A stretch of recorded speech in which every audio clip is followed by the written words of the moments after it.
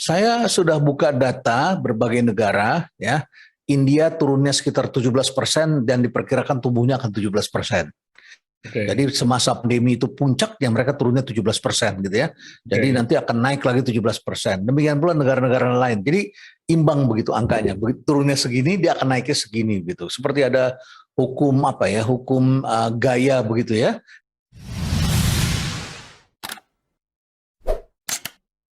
Semangat pagi, Sobat Sukses.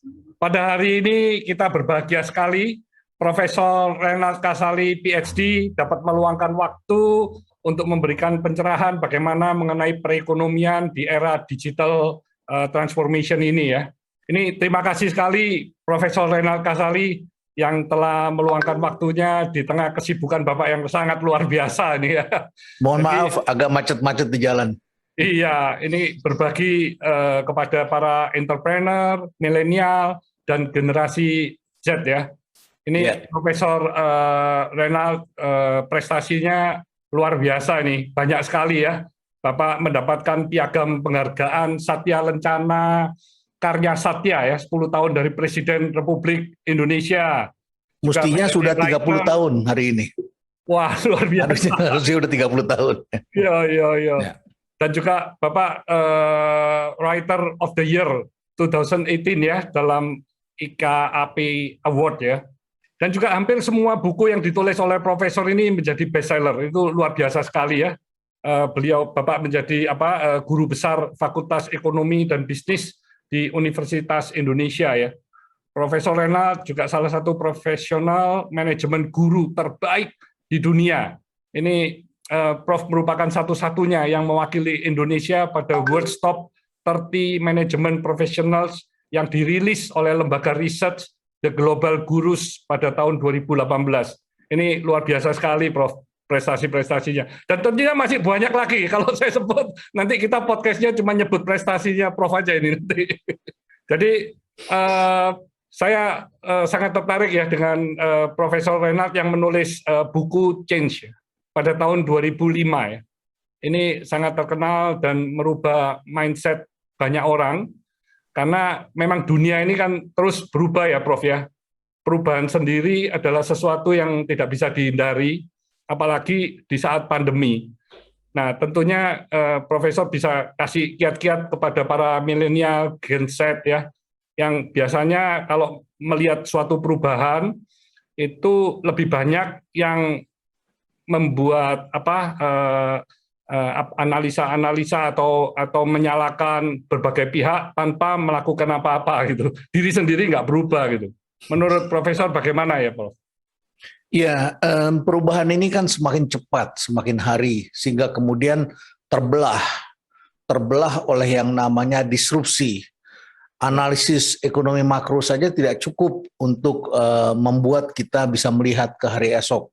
Karena sejak ada disrupsi itu kita bisa lihat ada model yang dipakai, ini kita sebut narasi hari esok begitu ya, the story of tomorrow, dan ada yang pakai narasi hari kemarin ya, karena sekolahnya di masa lalu, kemudian pengalaman kerjanya di masa lalu, dibawanya ke hari ini. Jadi panahnya ini dari the past ke sini the present begitu, panahnya begini ya. Sementara di sini ada anak-anak muda yang tadi disebut Pak Hermanto, ada disebut generasi milenial dan adik-adiknya. Dan jumlahnya sekarang sudah 65% dari total populasi Indonesia. Jadi milenial itu sekitar 25,8%, kemudian Generation Z, adiknya milenial itu sekitar 28%. Kemudian generasi yang lebih muda lagi itu sekitar 8%. Bisa dibayangkan mereka itu sudah mewakili sekitar 65% dari total populasi. Sedangkan kakaknya milenial yaitu generasi X itu jumlahnya tidak banyak, ditambah lagi dengan generasi di atasnya yang usia 55 tahun ke atas itu semakin sedikit. Dan kalaupun ada sudah tidak produktif lagi secara ekonomi. Jadi memang terjadi sebuah pergerakan yang besar di sini dan semuanya bawanya ke sini. Jadi yang ini bawa masa lalu ke sini, yang ini bawa hari esok ke sini. Jadi bisa dibayangkan ini mulai tempur dalam dunia yang terbagi dua begitu ya. Jadi bagaimana kita menghadapi perubahan ini ya kita harus paham di mana kita berada. apakah saudara menjadi belong to yesterday or belong or to tomorrow begitu. Kalau belong tomorrow ya kayak Pak Hermanto gini, ya jadi eksekutif, jadi owner, tapi juga masuk ke podcast, kan creating, exploring gitu ya. Nah, kira-kira begitu. Jadi dunia baru is totally different, ya, totally different. Bahkan akademisi pun tersesat, ya, bahkan para politisi pun tersesat. Saya baru saja kembali dari dialog di Metro TV tentang buat nanti malam gitu ya. Tentang Kuala Namu dijual. Saya sebenarnya bilang ini masalah sederhana, gampang kok kita selesaikan dalam ilmu bisnis begitu ya. Tapi diputar dalam bahasa politik begitu ya. Karena frame-nya adalah frame yesterday. Jadi kita diajak melihat ke belakang terus oleh teman-teman. Sementara kita harus melangkah ke depan begitu. Kira-kira begitu barangkali sebagai pendahuluan. Dan di era digital ini perubahan ini memang semakin cepat ya Prof ya. Sangat cepat sekali ya. Sangat cepat. Sebetulnya mudah dijelaskan. Pada waktu saya SMA dulu, saya ambil ekskulnya elektronika dan mengetik. Mengetik itu sudah menjadi ilmu yang daluarsa, sudah tidak dipakai lagi begitu ya. Kursus mengetik. Padahal dulu lembaga kursus mengetik itu banyak sekali dulu sekolah-sekolah mengetik gitu ya. Sekarang hilang. Ya, sama seperti pabrik es batu yang mulai hilang. Nah, kemudian saya ngambil elektronika. Pada waktu saya sekolah itu, saya masih membeli transistor satu-satu begitu ya. Dan sudah ada IC. Jadi ada transistor, ada IC. Satu IC dulu masih hanya 2 transistor ya. Hari ini saudara tahu berapa? Sudah sekitar 39,5 miliar transistor pada setiap IC, yang jumlah IC-nya makin mengecil. Akibatnya kan computational cost semakin murah. Teknologi baru kan semakin cepat, yang bisa dimasukkan ke dalam teknologi itu komputer semakin cepat, semakin banyak. Bahkan dokter pun bisa mengoperasi pasien dari jarak jauh karena latensinya itu semakin rendah. Dan kita bisa lihat gerakannya sama. Pak Hermanto hari ini begini, saat itu pula saya bisa melihat gerakan seperti ini. Dulu kan enggak. Dulu itu ada jeda begitu, ada latensi begitu ya. Sekarang sangat cepat. Kemudian kita mulai menciptakan planet baru yang namanya planet buatan itu ya. Sehingga planet kita sekarang penduduknya sudah 7,9 miliar di bumi ini ya. Waktu saya lahir baru 3 miliar, sehingga sungai itu bersih ya. Sungainya lebar. Saya masih lihat rakit dibawa dari Bogor ke Jakarta, di dekat rumah saya di Jakarta Pusat. Masih ada tram Belanda tersisa dulu sedikit. Jalanannya juga orang tidak banyak, naik bis tidak padat. Tiba-tiba kemudian sekarang sampah di mana-mana, sungai semakin mengecil. Dunia yang asli kita tinggal ini semakin rusak begitu ya. Karena penduduk semakin padat, dan mulailah Mark Zuckerberg menciptakan dunia baru, planet baru namanya Meta itu. Jadi bukan cuma kecerdasan buatan di situ, itu ada istri buatan, ada organ buatan, ada ayam buatan ya, ada afeksi buatan, ada makanan buatan, ada segala macam dibuat oleh manusia di dunia baru itu. Jadi ini impact-nya akan sangat besar dalam perekonomian dan kehidupan. Ya. Jadi memang Prof ini luar biasa. Sejak 2005 sudah menulis buku Change, dan tahun 2007 Prof juga membangun Yayasan Rumah Perubahan ya. Nah ini tentu Prof sudah memulai suatu perubahan dari Prof sendiri di lingkungan, yang mana dampaknya dari ide Prof itu bisa ditularkan kepada seluruh masyarakat di Indonesia ya. Nah tentunya tantangan dalam membuat sebuah rumah perubahan itu banyak sekali di awalnya ya Prof ya. Ya pasti, apapun juga yang baru itu tidak mudah. Saya membuat rumah perubahan itu di pinggir Jakarta, bukan di tengah Jakarta. Kawan-kawan saya bikin kantor yang namanya gengsi, ya. Gengsi itu bisa dijual. Kantor konsultan itu di tengah kota. Saya datang ke senior-senior saya yang datang. Waktu saya pulang itu kan saya seperti the new kids on the block gitu. Waktu saya pulang dari Amerika Serikat sebagai PhD lulusan Amerika Serikat, tulisannya sudah banyak menyebar. Mereka semua pengen tahu apa yang saya lakukan, dan mungkin mereka juga sedang melihat-lihat ini kompetitor baru saya bukan ya, kira-kira begitu ya.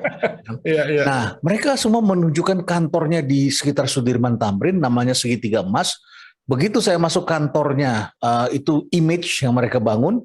tempat duduknya juga pakai sofa yang kulit begitu ya, kulit yang keren sekali begitu ya. Mereknya Da Vinci dan lain sebagainya. Mereka pakai jas yang luar biasa, mobilnya juga saya lihat image itu bagi mereka itu adalah kepercayaan begitu. Ya. Sementara saya memilih untuk tinggal di pinggiran di sekitar Pondok Gede ya. Kemudian setelah itu saya mulai membuat kantor di tengah kampung. Saya bilang beginilah perubahan yang harus dilakukan. Apakah mereka mau datang atau tidak ke sini? Saya rubah cara berpikirnya ya. Ternyata datang juga tuh ya. Saya beli tanah di pinggiran Empang dalam gang sempit yang kecil. Sampah di mana-mana ya, Prof ya. Kenapa? Sampah di mana-mana juga. Sampah di mana-mana. Sampai kami kemudian mengut sampah. Jadi karyawan dan murid-murid saya di rumah perubahan setiap pagi bergiliran pakai sepatu kotor, kemudian kami ke rumah-rumah angkat sampah supaya sampahnya tidak mengotori, karena tempat kami itu di pinggir sungai yang paling bawah kan, begitu kan. Jadi airnya kebawa ke sana, sampahnya jadi harus kami bersihkan, dan kami kemudian membuat percontohan bagaimana mengolah sampah dalam skala kecil begitu ya. Terus kemudian orang datang untuk melihat apa yang kami lakukan. Setelah itu kami tanam pohon. Nah sekarang hutannya sudah jadi ya.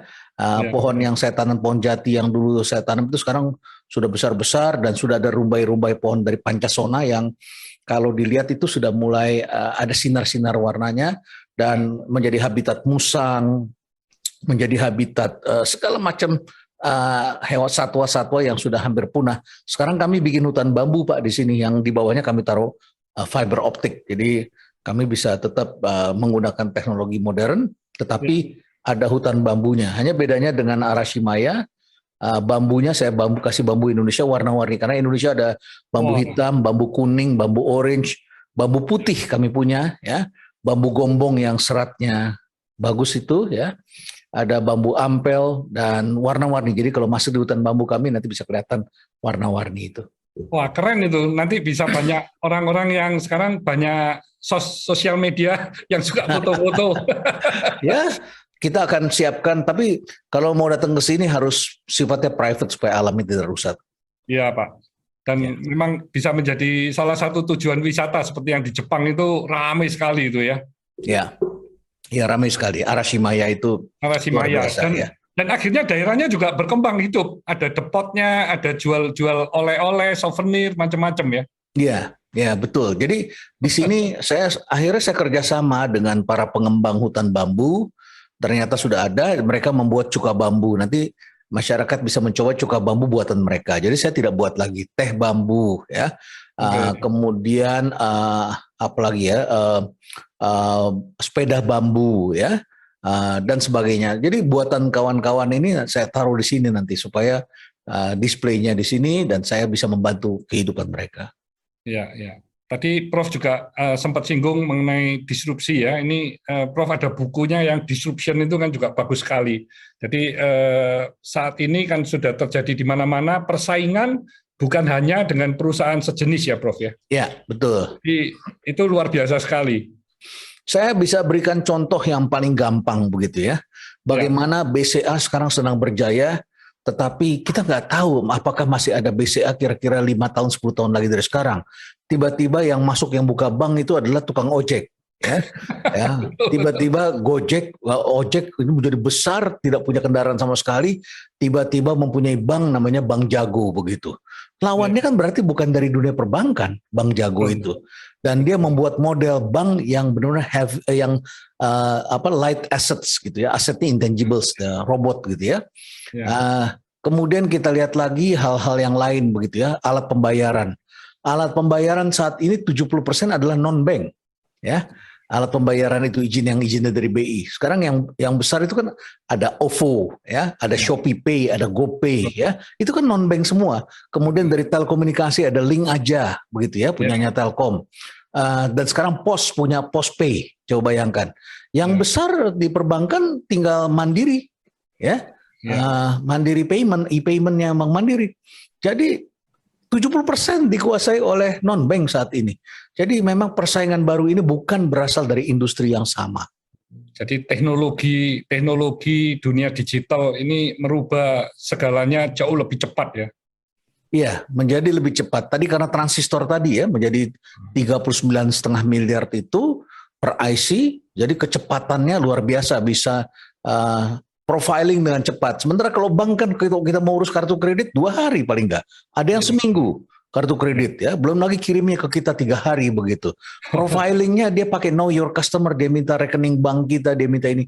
Sementara semacam Kredivo itu hanya hitungan berapa menit dia langsung profiling kita pakai big data teknologi dan kita dapat, sehingga masyarakat kelas bawah itu hanya cukup nomor telepon sudah bisa mempunyai kartu kredit yang buy now pay later begitu ya. Jadi sungguh dunia ini berubah menjadi lebih simpel. Ya. Dan tanpa batas ya Prof ya. Jadi kita bisa komunikasi dengan siapapun dalam hitungan detik sudahan ya. Ya, betul. Betul. Dan yang menarik Prof ya, ini saya sendiri melihat cucu-cucu saya ya, yang generasi Z, ada generasi Alpha ini. Ini kalau zaman saya dulu kebanyakan anak itu ngelihat orang tua ya, profesinya apa, dia ingin menjadi seperti orang tua lah. Tapi kalau sekarang dengan sosial media, informasi yang demikian luas, aneh-aneh ini. Jadi keinginannya sekarang mau jadi apa? Salah satu yang paling banyak kan jadi YouTuber ya. Belum lagi banyak profesi-profesi yang dulunya nggak ada, sekarang jadi keluar semua nih ya, Prof. Ya, true. Itu tengah terjadi. Apapun juga sekarang teknologi. Kalau dulu anak belajar dari orang tua, sekarang orang tua mulai belajar tentang dunia baru dari anak-anaknya. Mulai terjadi. Sehingga profesi-profesi baru ini orang tua pun mulai lebih legowo ya, menerima anaknya ngambil bidang-bidang baru. Karena di dunia metaverse-nya si Mark Zuckerberg itu, karena nanti Microsoft juga akan masuk ke sana begitu ya. Admiral reality itu ya, Prof ya. Ya betul. Jadi realitinya sudah bukan yang natural lagi begitu ya. Nanti di sana peranan yang penting itu peranan aktor, storyteller, ya, desainer itu akan hidup sekali. Pembuat robot, pembaca data itu akan banyak sekali mempunyai pekerjaan-pekerjaan baru di sana. Bahkan pembuat game aja bisa hidup, bisa kaya raya sekarang pembuat game. Ya. Lu perusahaan game itu, wah, nilai valuasinya sudah billion US dollar. Saya heran. Padahal di Asia, di Filipina ya. Tapi dia bisa memakai tenaga ahlinya dari seluruh dunia. Saya ngomong, waduh, hebat sekarang ini. Tanpa batas, kerjanya tanpa batas sudah. Ya, tanpa batas, tanpa waktu yang sama, dan tanpa mengenal tempat dimanapun mereka bisa bekerja. Jadi dari work from home menjadi work from anywhere, sambil berlibur, sambil rekreasi. Nah, positifnya ini para milenial generasi Z yang memang punya konsep atau punya ide yang brilian, mereka bisa menjadi salah satu yang tokoh yang sukses ya. Ini banyak yang ngejar menjadi unicorn tanpa mereka harus punya background dari konglomerasi yang besar atau dari orang tua yang pengusaha sukses gitu, enggak ini. Bahkan kalau konglomerasi masuk, itu bisa rusak. Karena di sini kan mereka kekuatan uang. The story of yesterday. Kemudian mereka tanpa melalui suatu proses transformasi, mereka mengelola the story of tomorrow dengan caranya mereka. Ya, sehingga akibatnya yang baru ini kalau jatuh di tangan konglomerat, itu mati biasanya. Ya. Sudah banyak kasus yang mati ini. Unicorn atau calon unicorn dikelola oleh metode historical. Kalau kita pernah belajar di sekolah bisnis kan kita belajar accounting. Accounting itu kan historical, Pak. Iya, mesti dilihat net profit terus ya. Dan bukunya itu kan yesterday, Pak. Iya. Kejadian dari kemarin, kejadian tadi pagi, kejadian setahun terakhir, year to date ke hari ini gitu kan ya. Dari awal tahun sampai hari ini. Sedangkan valuasi atau investment yang diambil anak-anak muda itu adalah the future gitu. Yes. Jadi Anda boleh bilang rugi, kan hari ini ruginya. Saya melihat the future. Future ini akan bagus karena dia light assets, karena di belakangnya ada networknya, ada jejaringnya seperti katakanlah Bank Jago itu di belakangnya ada network, ada jejaring, ada Alibaba di belakangnya, ada SoftBank. Itu anak muda lebih percaya, investor lebih percaya pada sini. Walaupun ini adalah masih rugi hari ini dan asetnya tidak ada satupun yang di sini heavy asset seperti Garuda begitu. Tapi masyarakat lebih percaya pada Gojek ketimbang kepada Garuda kan. Jadi aneh, Garudanya bahkan mau dibubarkan, mau ditutup begitu kan ya. Jadi dunia ini memang terbalik-balik hari ini. Ya, mereka lihat NPV-nya terus ya. Jadi semakin bertumbuhnya semakin cepat, nilai valuasinya semakin luar biasa. Nah, ini mengenai bisnis keluarga, Prof. Kan di dunia, termasuk di Indonesia, bisnis keluarga ini kan memang besar sekali. jumlahnya yang paling besar. Ya. Dan sesungguhnya keluarga ini kan juga yang paling cepat beradaptasi ya. Ya. Nah, dengan adanya era digital dan teknologi ini, menurut Prof gimana nih ya transisi atau tantangan bagi perusahaan-perusahaan keluarga yang ada di Indonesia khususnya ya? Saya kira sangat berbeda satu dengan yang lainnya. Yang pertama, apakah mereka percaya pada pendidikan? Ya, kalau mereka percaya pada pendidikan dan mereka menyekolahkan anak-anaknya dengan baik, itu anak-anaknya akan bisa melihat jauh ke depan. Ya, apalagi disekolahkan di luar negeri, kemudian mereka melihat praktek di luar negeri, atau orang tuanya sering ajak jalan-jalan, ketemu dengan investor, ketemu dengan market di luar negeri. Lama-lama mereka akan terbentuk wawasan-wawasan baru ke depan. Itu satu ya. Kalau tidak percaya pada pendidikan, ya mereka akan melihatnya caranya berbeda. Itu pertama. Yang kedua adalah jenis bisnisnya apa. Karena anak-anak muda itu tidak mau lagi bisnis yang kotor-kotor, yang kumuh-kumuh ini harus diakui ya. Beberapa kawan saya itu anak dari distributor semen. Untungnya udah banyak ya. Anaknya nggak mau lagi terusin. Bapaknya punya usaha limbah, anaknya nggak mau lagi terusin ya. Pokoknya yang terkesan kotor, pabrik besi yang besinya di mana-mana begitu, anaknya sampai dipaksa-paksa orang tuanya. Jadi anaknya tuh ingin bisnis yang lebih future oriented begitu ya. Nah, yang ketiga ada masa transisinya gitu ya. Grupnya Jarum masuk ke teknologi baru, mereka mendirikan perusahaan baru, mereka juga ada failed-nya kok. Misalnya ketika mereka membeli Kaskus. Kaskus sekarang, dulu kan Kaskus kan bagus sekali. Ya, tiba-tiba sekarang Kaskus tidak berbunyi gitu, hampir mati kalau menurut saya gitu ya. Grupnya Emtek membeli BlackBerry ya, BlackBerry-nya pas dia beli mati begitu ya, BlackBerry-nya mati. Itu ya. 1 tahun lebih ruginya ratusan juta. Ya, terus kemudian mereka belajar lagi bikin Bukalapak, kita sekarang lihat lagi struggle begitu ya, harga pergerakan sahamnya seperti apa begitu. Jadi apakah mereka mau masuk? Kalau masuk mereka perlu ada masa transisi, belajar dulu. Chip in yang kecil-kecil begitu ya. Sama seperti BUMN, Telkom, itu chip in dulu dalam bentuk namanya perusahaan MDI, dicuci perusahaan. Itu menjadi CVC, Corporate Venture Capital gitu ya. Jadi dia menjadi angel investor ya, tapi dalam bentuk corporate, chip in di Privy.id itu digital signature 20%, Kredivo, dia chip in di Kata.ai gitu, Notflux, Clue yang dulu dipakai oleh Jakarta Clue begitu ya. Belajar dan mulai taruh orang, mulai menggunakan teknologinya dan sebagainya. Itu lebih aman ketimbang tiba-tiba mereka orang tuanya bilang, itu bagus tuh, masuk kamu ke sana, rugi, hilang. Karena nggak dunia ini the future yang dibawa ke hari ini. Sedangkan konglomerat ini duit yang banyak dibawa ke kemarin ke hari ini.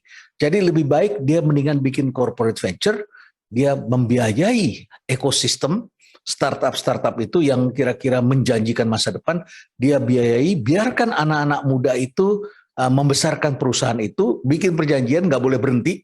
Kalau Bukalapak kan berhenti, setelah dibeli kan hilang mereka, anak-anak muda, si Fajrin sama siapa satu lagi Zaki, itu Ahmad Zaki, hilang, mereka tinggalkan. Nah, anak-anak founder ini nggak boleh pergi. Kalau prinsip investor barat bilang founder nggak boleh jual saham, mereka harus ada di sana karena ruhnya dan mereka adalah entrepreneurnya begitu. Dan terus kemudian dikasih profesional supaya bisa develop begitu. Jadi along the way ini adalah sebuah cara bagaimana perusahaan keluarga ini harus bisa bertransformasi masuk ke sana. Di antara anggota keluarga ada yang menaruh perhatian, harus dibagi anggotanya, tidak bisa semuanya masuk di situ. Kalau punya anak 10, katanya orang tua harus punya 10 mainan gitu ya. Kalau enggak rebutan di satu, ya udahlah, bisa berbahaya, terutama di generasi ketiga kan, berbahaya katanya. Jadi memang sebaiknya kalau ada anak 10 atau cucu 10, punya 10 aja Pak Hermanto. Saya anaknya 4, cucunya 13 Pak. Oh oke. Berarti Bapak harus punya 13 perusahaan baru ya, supaya mereka punya mainan. Ya, dan di perusahaan kami itu kami batasin Pak. Keluarga hanya boleh lebih, maksimum 2 orang. Jadi tidak boleh lebih. Jadi selebihnya ya udah jadi shareholder saja. Dan Dan sejak tahun 2018 kami sudah punya investment company, Pak. Jadi kami memang sekarang ini menjadi strategic company di beberapa perusahaan yang kami anggap kami bisa mensupport untuk bisa menjadi perusahaan yang besar dan di IPO-kan, atau perusahaan-perusahaan yang memang kami memang punya ini kapabilitas untuk membuat growth-nya semakin tinggi gitu. Ya, bagus Pak. Ya, bagus. Semoga bertahan terus, kekal abadi, dan impian keluarga bisa tercapai dan anak-anak sejahtera bisa sekolah dan bisa mengembangkannya. Ya, jadi memang terus kami kembangkan terus ini, Prof. Ya. Prof, kalau menurut Prof, potensi dari pertumbuhan perekonomian Indonesia yang saat ini tahun 2022 diperkirakan 5,2% ya. Itu menurut Prof gimana? Angkanya itu angka yang masih kurang tinggi atau bagaimana ya, Prof? Saya sudah buka data berbagai negara, ya. India turunnya sekitar 17% dan diperkirakan tumbuhnya akan 17%. Jadi semasa pandemi itu puncaknya mereka turunnya 17% gitu ya. Jadi nanti akan naik lagi 17%. Demikian pula negara-negara lain. Jadi imbang begitu angkanya. Begitu turunnya segini dia akan naiknya segini gitu. Seperti ada hukum hukum gaya begitu ya. Kalau kita belajar statistik itu ada hukum melenting ya begitu ya. Dan dia jumlahnya sama. Jadi Indonesia juga kurang lebih seperti itu, turun sekitar segitu dan diperkirakan akan naik lagi kembali sekitar itu. Hanya saja daya kembalinya bangsa-bangsa ini tidak sama begitu ya. Nah, Indonesia saya kira ada beberapa faktor yang bisa menyelamatkan ya. Yang pertama itu adalah ketika Indonesia mulai bangkit kembali, angka vaksin di Indonesia sudah cukup banyak karena harus diakui Presiden Jokowi ini termasuk yang bergerak cepat ketika terjadi pandemi. Dia mendengar sudah ada vaksin ditemukan, dia langsung kirim menteri-menterinya untuk urus itu vaksin, bikin perjanjian supaya kita dapat duluan gitu ya. Jadi luar biasa. Nah, banyak negara yang sampai hari ini baru punya 20%, 15%, bahkan di Eropa saja masyarakatnya tidak percaya dengan vaksin, itu juga cukup besar ya. Jadi Indonesia satu itu vaksinnya. Yang kedua adalah harga komoditas yang naik karena terjadi supply shock, bahan baku kurang, Indonesia kemudian bahan bakunya diserbu. Apakah itu CPO, karet, batu bara, tambang, itu permintaannya naik luar biasa. Ditambah lagi sekarang ada kebijakan dari ketiga dari Presiden Jokowi tidak mengekspor bahan mentah. Luar biasa. Luar biasa. Yang marah banyak, tetapi hikmahnya banyak sehingga nilai tambahnya bisa di sini. Kemudian Krakatau Steel saja bisa jadi untung sekarang karena mempunyai nikel dari dalam negeri gitu ya, dan sebagainya ya. Jadi tambang itu bagus, hasil perkebunan bagus begitu ya. Jadi itu yang ketiga. Yang keempat itu ditambah lagi dengan terjadi influx besar-besaran di pasar modal dari investor milenial dan adiknya milenial, Generation Z itu ya. Jumlahnya antara 2,3 sampai 3,5 juta orang investor baru di pasar modal yang usianya adalah belasan tahun sampai usia sekitar 44 tahun begitu ya. Itu banyak sekali yang mulai menggunakan aplikasi-aplikasi yang sangat sederhana, yang bisa mulai invest beli saham dengan modal Rp11.000 sudah bisa beli saham begitu ya. Itu jumlahnya besar sehingga perputaran uang cukup bagus, tetapi ini juga disebabkan karena tingkat bunga di bank kecil. Sehingga kita kemudian narik juga, generasi kita kan narik juga uang kita dari bank. Kalau dibungain di bank nggak menarik, sementara kalau kita punya saham Telkom kemarin itu harganya sempat menjadi 4.150. Saya beli dari 3.200 setelah saya selesai di PT Telkom.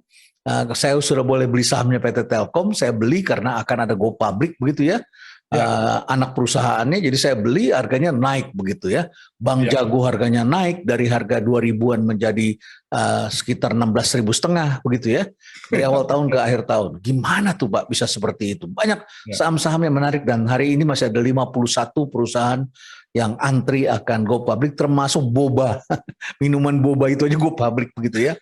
Jadi ada banyak hal yang menjadi penyelamat ekonomi Indonesia. Nah, tapi ada setback-nya nih, ada negatifnya. Negatifnya apa? Sekarang tidak ada kontainer, ya. Jadi kalau Bapak mau kirim-kirim barang, kontainer tuh lagi susah. Betul. Jadi internasional seperti itu. Jadi kita perlu mendesak pemerintah agar mulai memberikan keadaan darurat untuk pengiriman barang tanpa kontainer, pengiriman barang tanpa kontainer ya. Termasuk kapalnya itu, Prof. Jadi kapalnya pada saat pandemi itu banyak dikontrak-kontrakkan ke luar negeri sehingga kebutuhan kapal di dalam negeri ini jadi berkurang, Prof. Iya. Dan kapal nggak ada yang berani datang juga dari luar ke sini, ya kan? Iya. Jadi, nah kalau sekarang saya dengar para pengusaha mengatakan saya masih punya stok di daerah. Nanti kalau stoknya habis, mau kirim barang nggak bisa, bisa terjadi inflasi di daerah, Pak. Betul. Ya, Jakarta, Jabodetabek, Surabaya dan sekitarnya, daerah pusat-pusat produksi, Jawa Tengah di sekitar Semarang aman, ya. Tapi di luar Jawa bisa nggak aman kalau tidak hati-hati. Jadi memang harus segera dilakukan langkah-langkah supaya pendistribusian barang dan kembalinya produksi ini, karena Cina sudah mengalami inflasi saat ini, ya kembalinya produksi ini perlu segera dilakukan, dipercepat begitu. Ya. Dan dengan dijalankannya Omnibus Law ini kan juga semakin diharapkan semakin banyak investment yang ada di Indonesia, dan itu juga akan menambah pertumbuhan ekonomi ya, Prof. Iya, betul. Ya, itu menunggu itu langkah yang salah. Karena pada saat pandemi kesempatan kita justru untuk membangun pada saat semua orang lain tiarap tidur, kita harus bangun, dan setelah pandemi kita yang harus paling siap menyambut kembalinya customer gitu ya.